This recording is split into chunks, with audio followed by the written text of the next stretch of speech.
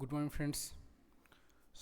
I am Professor Swapnil Gosavi, and I'm going to continue the lecture series on history of English literature. Today we will discuss on the Renaissance age. At the beginning, we will talk about what is the origin and concept of Renaissance. Let's continue to. Talking about the Renaissance, the word Renaissance means rebirth or regain, and the question we must appear in our mind, that question is, who was reborn? So it was the human spirit that was reborn or awakened after the long slumber of the Middle Ages. This rebirth or awakening was brought about the revival of interest in the culture and civilization of ancient Greece and Rome. The study of classical Greek and Rome art and literature came to be called Humanism, and its devotees called Humanists. Humanism simply means the religion of humanity or devotion to human or secular interest as opposed to divinity. As divinity or dogmatic religion had been the chief concern in the Middle Ages, the new learning of humanism brought about a revolutionary change in the life and outlook of the people, in that it was a change of emphasis from the religious to the secular. From now on, people began to value life for its own sake and not merely as a preparation ground for that in the next world. This secular spirit marked the end of the Middle Ages and the beginning of a new epoch, and that new epoch is nothing but the Renaissance age. Italy was the home of the Renaissance. Dante, whose lifetime was 1265 to 1321. So Dante is the last representative of the Middle Ages. In his Divine Comedy, he roams through heaven and hell and purgatory. The poet who came after him, that was the greatest poet, whose name was Petrarch, and Petrarch changed everything. So his lifetime, Petrarch's lifetime was 1304 to 1740. He turned away from such gloomy subjects and wrote of more agreeable things, of love, nature, glories of ancient Rome. The people were delighted, and they crowned him with the laurel wreath of the poet laureate. He was soon joined by his young friend Boccaccio. Boccaccio delighted his countrymen with rollicking stories of love and laughter and poems of romance and passion. Both these Italians, means Petrarch and Boccaccio, they were immensely interested in the past achievements of their country, the relics of ancient buildings, the beautiful statues and vases dug up here and there, the old and forgotten manuscripts of Virgil, Ovid, and Cicero fished out from some musty library. These reminded them of the mighty Roman Empire that had ruled the world 1,000 years. So Petrarch and Boccaccio were among the earliest of the humanists, and their work marks the dawn of the Renaissance. The Italians were thrilled with the newly discovered beauties of ancient Rome. Soon the craze spread to Western Europe. The scholar who studied the Roman antiquities, art, and literature became a highly respected figure. In the midst of this intellectual revolution, an event took place which gave a further fillip to the new scholarship. The Turks, who were firmly established in Asia Minor, Syria, and Egypt, they had extended their conquest to the eastern Mediterranean, Greece, and the Balkans. They were now pressing hard on Constantinople, the capital, and on that time, Constantinople was the capital of the Byzantine or the Eastern half. Greek culture fell to the Turks. Long before this, the Greek scholars, alarmed by the Turkish pressure, had been fleeing west uh, west along with their precious libraries. They had found welcome in Italy, particularly in Florence, under the patronage of the great family of Medici, Medici, who ruled there. With the fall of Constantinople, the flow of Greek scholars became a steady stream. The Italians, who had only heard of the great names of Homer, or Plato, or Aristotle, but they were anxious to know them at first hand. Now they satisfied their curiosity at the feet of the refugee scholars. Their joy knew no bounds. To the treasure of ancient Rome was added the new and richer treasure of ancient Greece that had been the nurse of ancient Rome. The universities were alarmed, for the students flocked round the Greek scholars, and in those universities we find the humanists. So the humanists who were still teaching the antiquated scholastic philosophy. And here we find the schoolmen fought against the new learning in vain. At last, stand was made in Florence. The center of the Renaissance was Florence, we can say that. But the Savonarola, Savanarola, who denounced the artistic license and craze for beauty that had seized or stopped the people. As a result of his frenzied eloquence, the people were frightened and promised to repent for their sinful love of beauty and pleasure. They made a bonfire of their books, statues, and painting, to the great satisfaction of the fanatic, Fanatic. However, his joy was short lived, for the people, realizing what they had done in a moment of weakness, turned against him. He was dragged through the streets, hanged, and burnt. Nobody could save him, not even the Pope, for popes themselves had turned humanist, filing the fifth sorry filing the Vatican with the most precious treasures of Greek and Roman art. The Renaissance was in full tide in Italy at the end of the 15th century and marked the end of the Middle Ages. Excluding the era of classical Latin, the Renaissance is the most glorious period of Italy in art and literature. In literature, the most famous productions were in poetry. So, Orlando Furioso, written by Ariosto, it is a romantic poem, and Jerusalem Delivered, written by Tasso, it is a romantic epic in prose. The Courtier, written by Castiglione, it presents the Renaissance ideal of living as a fine art. And then we find the autobiography of Benvenuto, Benvenuto Cellini, Cellini. So he was the famous sculptor, okay, and lover. And there was another book, The Prince, written by Machiavelli. It is a book of political philosophy which has given us the word Machiavellian, Machiavellian. So it means unscrupulous, unscrupulous. After that, there was a book, Tells, by Bandelio, Bandelio. And after that, there was a book, Hundred Tales, by Cinthio, Cinthio. So in the sphere of art, Italian artists uh, remain supreme to this day. And there were some most famous artists were there. Leonardo da Vinci, who was painter, sculptor, and engineer, and versatile personality. After that, Michelangelo, who was a painter, sculptor, famous in that era.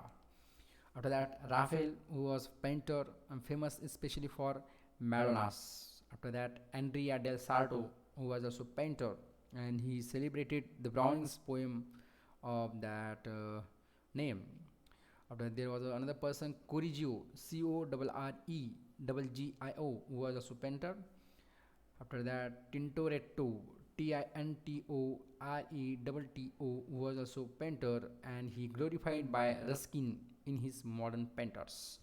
So while the fall of Constantinople, it was the most important event in producing and spreading the spirit of humanism. There were other events and influences which contributed to the new awakening of the Renaissance. About the middle of the 15th century, John Gutenberg of Germany invented printing. This led to the multiplication of books which could now be acquired easily and cheaply. There was a general increase in the number of readers and in the thirst for knowledge. And knowledge meant broad mindedness, freedom from prejudice, individualism, and free thinking. As a climax to this intellectual ferment came the discovery of America by Columbus in 1492. This further widened the people's mental horizon and fired their imagination. Other discoveries followed, which revealed a world of new and unheard of riches. The vision of a new world with abundant riches to be acquired by the ambitious filled the people with a spirit of adventure. Adventurers like John Hawkins and Francis Drake, who were traders as well as pirates on the high seas, they brought immense treasure to England in the reign of Elizabeth.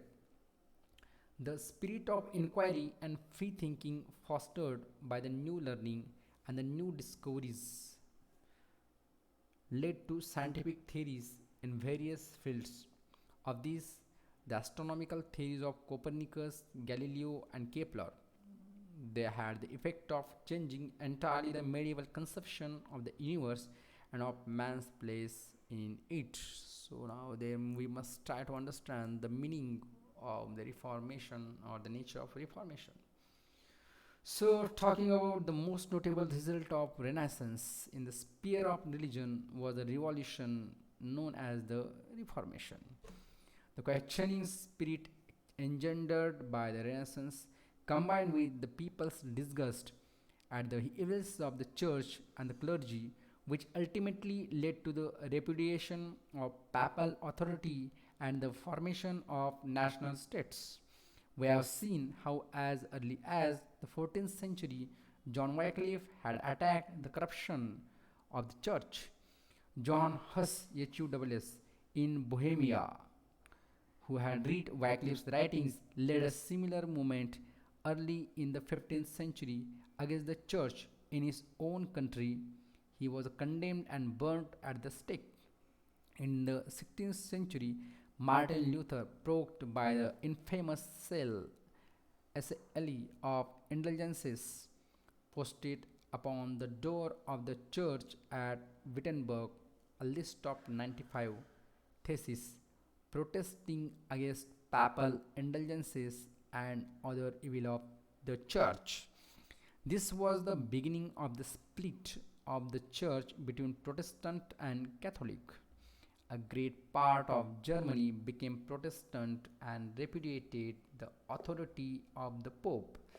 The movement was not confined to Germany only. In Switzerland, the Reform movement was taken up by a Jewish priest whose name was Zwingli, Zwingli, and later on by a French man whose name was John Calvin. So here we find the Calvinism. It is a stricter form. Calvinism is a stricter form of Protestantism, soon spread to England, Scotland, and Netherlands, Germany, and Hungary. So this the movement of Reformation we find received further support from the humanists. The most important of these was Erasmus. Erasmus was a Dutchman of Rotterdam. He traveled over most of Europe. He lived for a time in England, being the associate of such English humanists as Colet, Colet, More, More, and Grocian, Grocyn. So Erasmus lectured at Cambridge for 3 years early in the 16th century. Almost all Erasmus' work are in Latin language. The most important being Encomium Moriae, Encomium, Encomium, Moriae, Moria, or the praise or of folly, a scathing satire aimed at folly in general, but particularly at the follies of the church. And there was another personality whose name was Henry VIII. His lifetime was 1485 to 1509. So Henry VIII crushed the nobles, amassed money, and made important marriages. He married his daughter Margaret to King James IV of Scotland, and his son Henry to a Spanish princess Catherine of Aragon. These marriages had far reaching consequences. Henry, tiring of his Spanish wife, who had given him a daughter and no male heir, so he desired a divorce in order to marry the beautiful Anne Boleyn, Anne, and Boleyn, Boleyn. The Pope refused to grant the divorce because he could not afford to offend Charles V. And Charles V was actually King of Spain and Emperor of Germany. So Charles V was Catherine's nephew. So Henry was a headstrong man. He decided to break off with the Pope and get the divorce in his own courts. The parliament supported him in this move and passed in 1529 the Act of Supremacy, making Henry the head of the church in England. He did not change in his faith. He did not change his faith as the Protestants were doing. On the contrary, he burnt at the stake those who held Protestant beliefs. Oh my God! But he was not a Catholic either, for he beheaded though Catholics who denied his headship of the church. Sir Thomas More, the most versatile personality, most scholar personality, learned man of his time, and he wrote the famous book Utopia. So that was the he was beheaded for this very reason. So Henry then proceeded to dissolve the monasteries and shared their vast lands and property with the nobles. Therefore, the nobles supported the Reformation. It is most. And there was another important event that helped the Reformation was a fresh translation of the Bible by Miles Coverdale. Miles Emilius Coverdale, Coverdale. Copies of the Bible were ordered to be placed in the churches, and soon after anyone could possess a Bible. Luther and other reformers had held up the Bible and not the Pope as the final authority in matters of religious beliefs. Bibles becoming common, more and more people read the scripture for themselves and repudiated the Pope and the Roman Catholic doctrines. So Henry left three children, including three. There were two daughters and a son. So of the daughters, Mary was by his first wife Catherine, and Elizabeth by his second Anne Boleyn, while the surname was Edward. So Henry was by his third wife Jane Seymour, Jane Seymour, Seymor. So Edward succeeded to the throne as Edward VI, but as he was only a boy, 9 years old, the kingdom was looked after by regents. They pushed the Reformation further, but in a hasty and bungling way that angered the devout people. There were sporadic rebellions, but these were put down main main force. Edward, being a sickly boy, died in 1553 and was succeeded by Mary. Mary was her mother, and she was a Catholic, at least half a Spaniard. She married her cousin Philip II, and Philip II was the king of Protestants, and he was burnt at the stake. About 300 people were thus burned during the reign. These included Archbishop Cranmer, Cranmer, and four bishops. On account of these cruelties, she is known in history as Bloody Mary, but she did not succeed. These barbarities only served to confirm the English people in the Reformed religion. With the coming of Elizabeth to the throne, the Protestant religion was restored. But she was not a fanatic. She did not care what people believed. All she wanted was that they should acknowledge her as head of the national church and should go about their work and worship peace, peaceably. But the religious troubles did not come to an end. The extreme Protestants, the Puritans, who did not believe that the church the church needed any head, remain and cause a great deal of trouble in the Stuart period. Like her ancestors, Elizabeth was an absolute ruler. Like her ancestor, she wisely sought the cooperation of Parliament in her government of England. Her reign was marked by intense patriotism and pride in English achievements. The profitable exploits of the Buccaneers Buccaneers were climaxed by the defeat of the Spanish Armada in 1588. England became a great sea power, the rival of Spain, France, and the Netherlands. The Renaissance was rather late in reaching England, but it was already far advanced in the reign of Henry VIII. Literature, art, and music flourished under him and continued to advance in spite of the troubles in the reign of Edward VI and Mary, until they reached glorious flowering under Elizabeth. Under her patronage, there was a flood of writings of all sorts, prose, poetry, and drama. The monumental works of the dramatists, with Shakespeare at the top, testify to the vigor of the artistic impulse in the Elizabethan period. So now we must talk about the literature of pre-Elizabethan era, and we must discuss about it. So at the beginning, we will discuss about the poetry. So how the poetry was in the pre-Elizabethan era. So here we find that in 1557 appeared the first pursuit of the Renaissance in the famous collection of songs and sonnets by Watt and Surrey, and some others called after the name of its publishers, and that was a Totes Miscellany. Yes, and Sir Thomas Watt and Henry Howard, also called Earl of Surrey. These two courtly makers of the court of Henry VIII were deeply influenced by the Italian Renaissance. It was they who injected fresh life into English poetry by bringing from Italy the passionate love poetry of Petrarch and the verse form called the sonnet. The Petrarchan sonnet contains 14 lines divided into two groups of 8 octave and 6 sestet.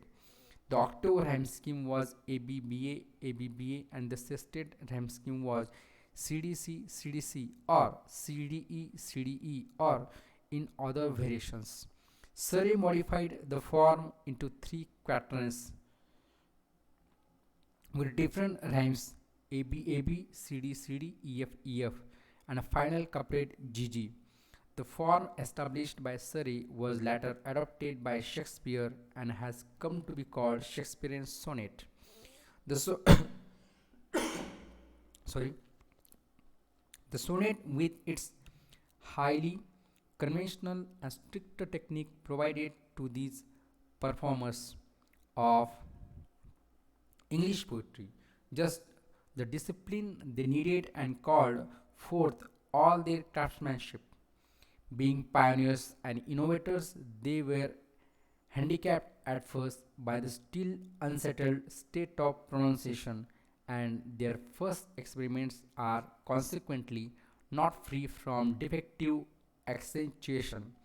But on the whole, they succeeded in restoring to English versification the regularity and flexibility which it had lost during the century following Chaucer. An important consequence of the introduction of the sonnet was the revival of lyricism or personal poetry. So, this lyricism and personal poetry had been almost dead since the 13th century, and of which even Chaucer had so little. Both Watt and Surrey died young. Surrey was barely 30 when he fell a victim to the terrors of the last years of Henry VIII's reign. Surrey was executed on a false charge of treason. The poems of both are sweet and graceful. The chief difference between them is that while Watt's lyrics are frank and manly in tone, with nothing of the timid self abasement of the conventional lover, Surrey's poems were elegiac in mood. They are marked by his love of nature. Moreover, Surrey, though the though he stood in the relation of pupil to his master Watt, it means Surrey was the student of Watt, and Watt was the master of Surrey. So Surrey is a more accomplished craftsman. If Watt has the credit of introducing the Petrarchan sonnet, Surrey has the no less credit of inventing the English or Shakespearean form. But Surrey's greatest claim to distinguish lies in his use for the first time in English poetry of blank verse in his translation of the second and fourth books of Virgil's Aeneid, Aeneid. These two he borrowed from the Italians. His blank verse is rather stiff because of its tendency to be end stopped to complete the sense, that is to say, at the end of each line, but even so, it is handled with skill and is not unpleasing. Under the new influence of the classics, rhyme had come to be regarded as a barbarity. Of course, this was wrong, but the importance of the new meter cannot be too much emphasized. It was destined to become the meter of the drama and the epic. Between them, Watt and Surrey opened fresh fields and pastures new to English poetry. Without them as pioneers, the Elizabethans could never have taken the long strides they did in the forward march towards the glorious achievements of Spenser, Marlowe, and Shakespeare and Milton. The work of these two poets was not followed up immediately by their successors. A whole generation passed before it bore fruit in the work of Spenser. Not that no poetry was written in the interval. On the contrary, Totel's Miscellany was followed by several others like Paradise of Dante Devices, Paradise of Dante Devices, a gorgeous gallery of gallant inventions, but these contain nothing attractive except their titles. There are only two minor poets of any importance between Surrey and Spenser. Others are mere names, such as Churchyard, Tusser, Tuberville, Gouge, and the rest. The two exceptions are Sackville and Gascoigne.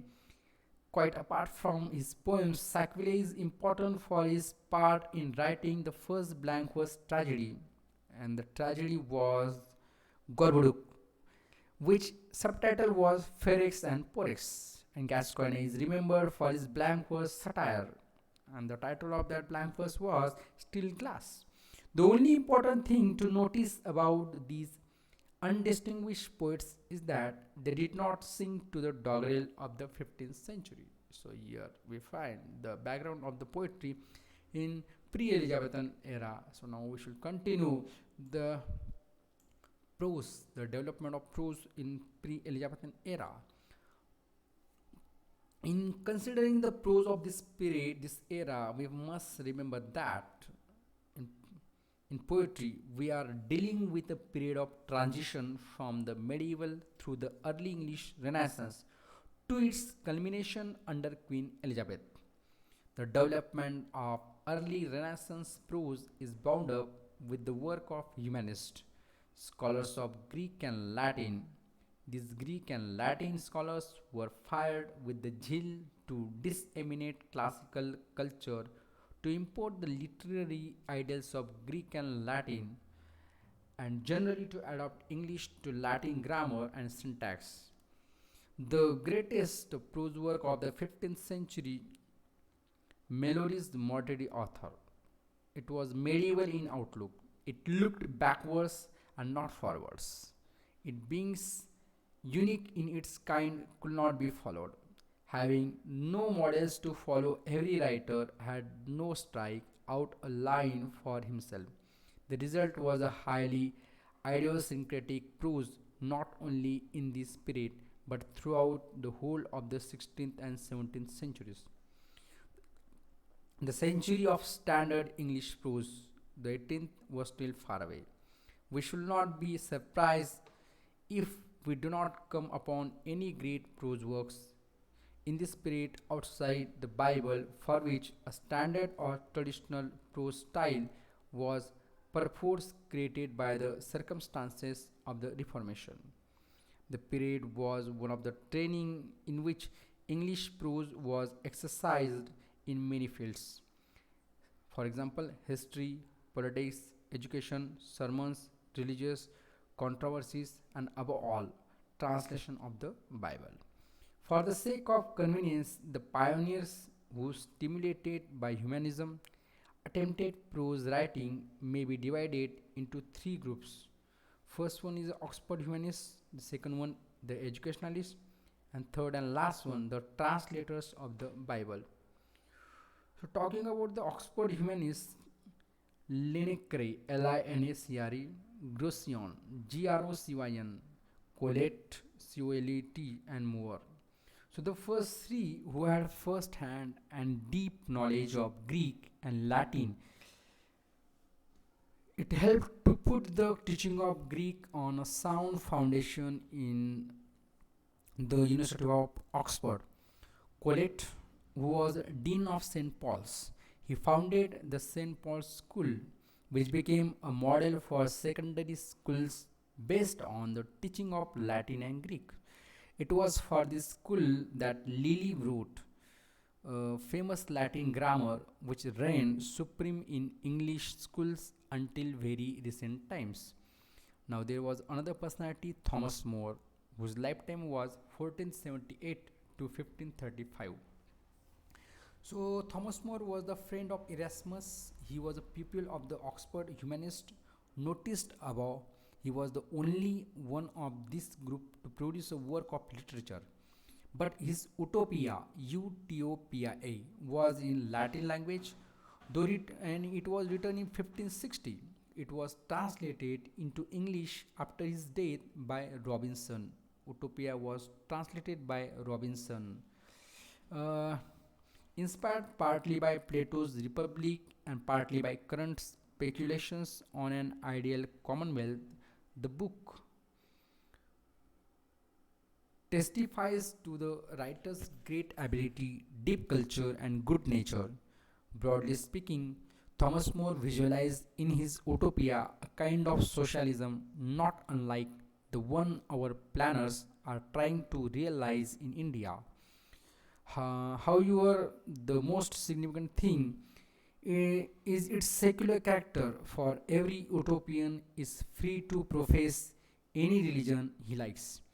It is the work of a dreamer who sought to build an ideal state regardless of the practical application of his ideas. The Greek word utopia means nowhere.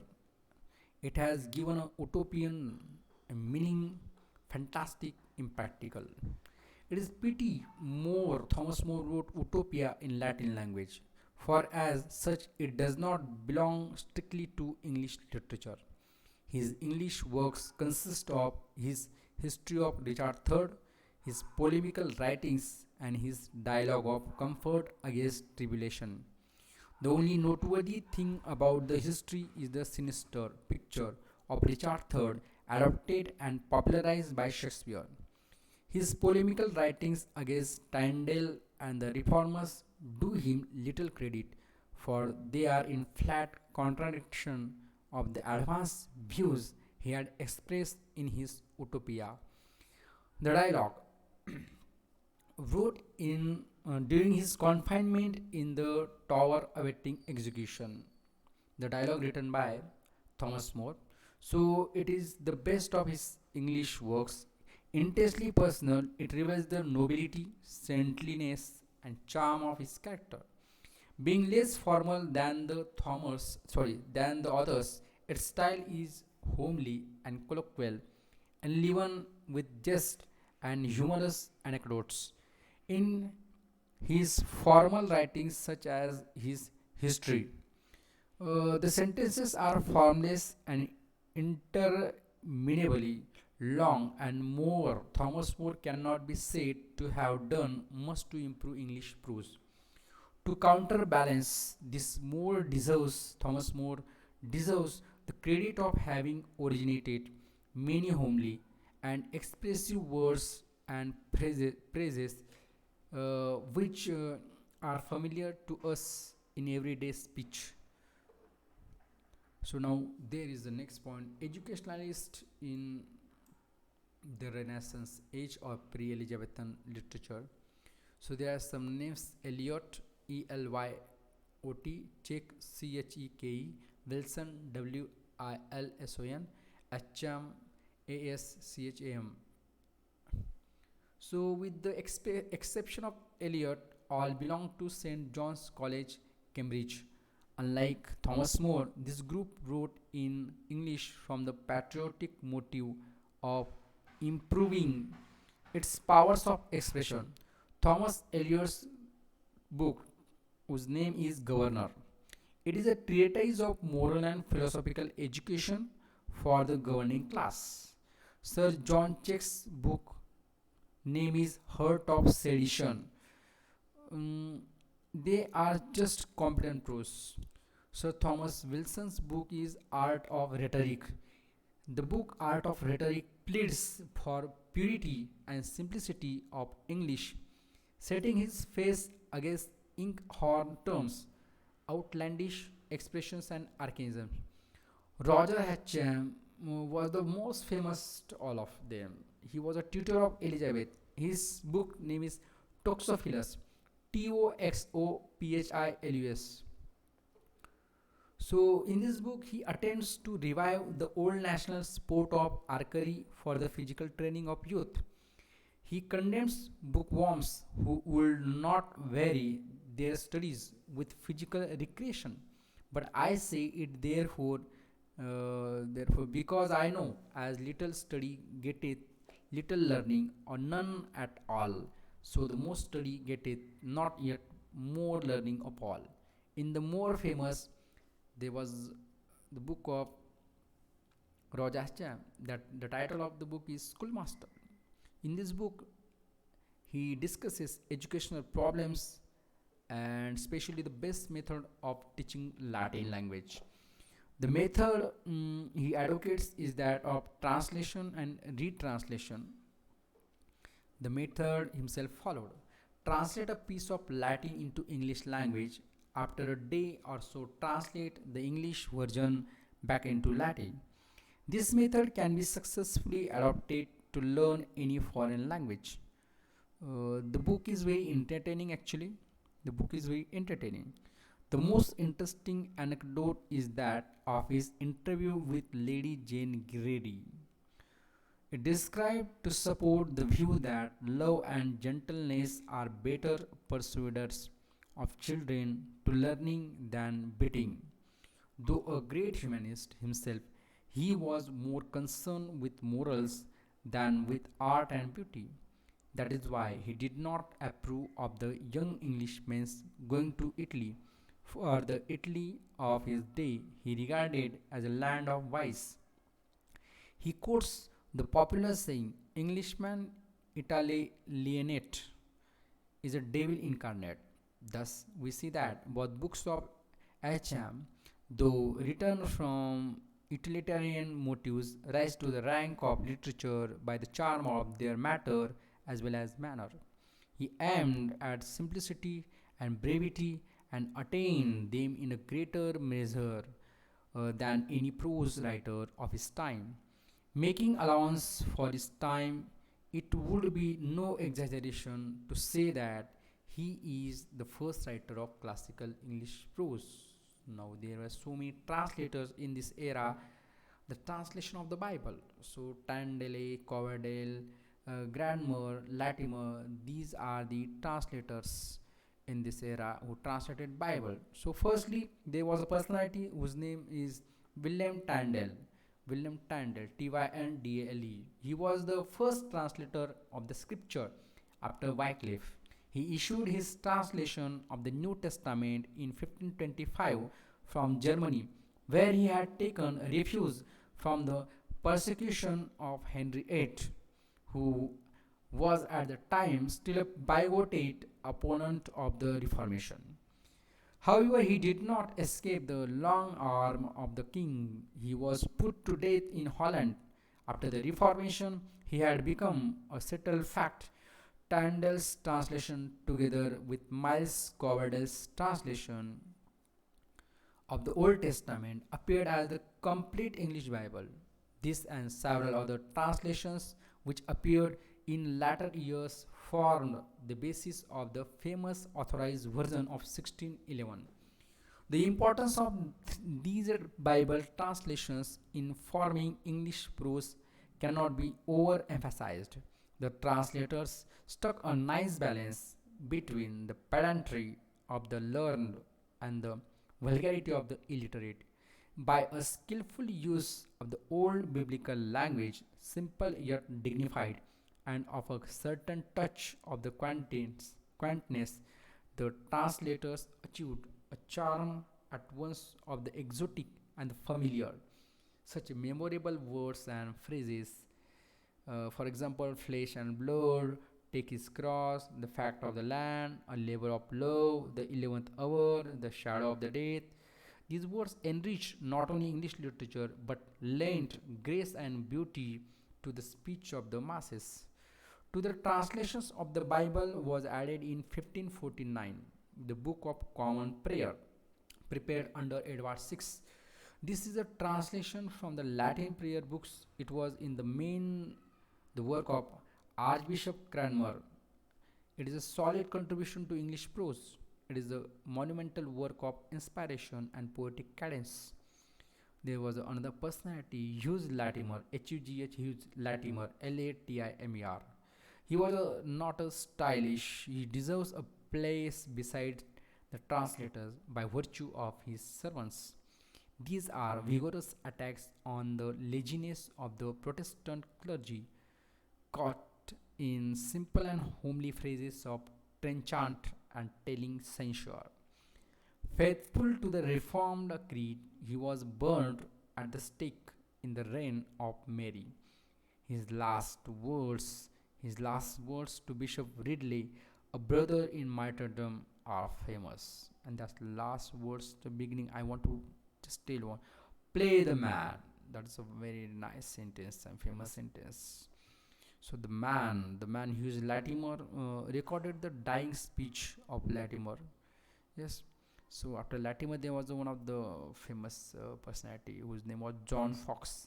John Fox, Foxe Fox. So he achieved John Fox achieved still greater fame by his book, and his book name was Book of Martyrs, Martyrs. It completed in 1563. In this book, they are recorded the heroic deeds and words of Protestant martyrs. It is in style plain and unadorned, depending for its appeal on its uh, sincerity, exactness of detail, and drama. The book attracted wide attention even on the continent. It was perhaps the most popular book of the century after the Bible. It did more than any other piece of writing to spread hatred of Roman Catholicism in England, and a similar service was done to Scotland and by John Knox, Knox Knox, and his book was History of the Reformation in Scotland. So here we completed the Renaissance age, and I hope that you have really got detailed knowledge. Yes, yes. So here I want to say thank you. See you.